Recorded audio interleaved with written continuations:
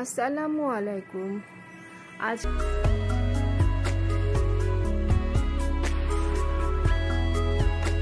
এবার আমি রান্নাতে চলে যাব। একটা কড়াইয়ে তেল বসিয়ে দিয়েছি, তেলটি গরম হয়ে গিয়েছে। এখন আমি একে একে মাছের ভিতরে ফোড়ন দিব। দুটো শুকনো মরিচ, একটি তেজপাতা এবং অল্প কিছু পরিমাণে জিরা দিব। এগুলিকে দিয়ে আমি একটু হালকাভাবে ভেজে নেব।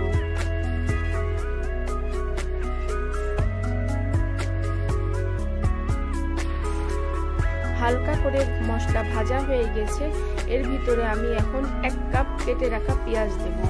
দিয়ে আমি হালকা করে এগুলিকে ভাজতে থাকবো। চুলার আঁচ আমার মিডিয়ামে থাকবে।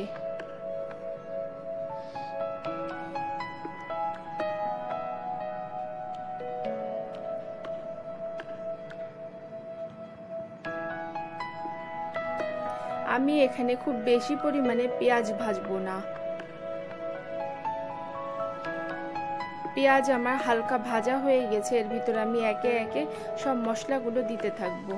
আদা রসুন পেস্ট 1 চামচ,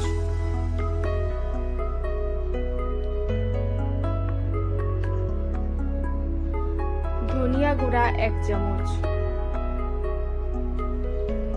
তেলে রাখা জিরা গুঁড়া 1 চামচ।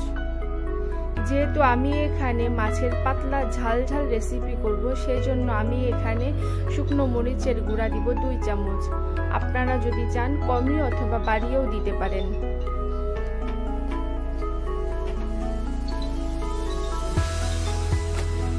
হলুদের গুঁড়া দিব 1 চামচ। লবণ দিব পরিমাণ মতো।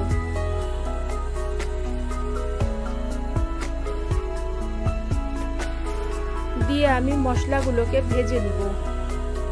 আমার মশলা ভাজা হয়ে গেলে কেটে রাখা কাঁচামরিচ 4-5 ফালি দিয়ে দেব।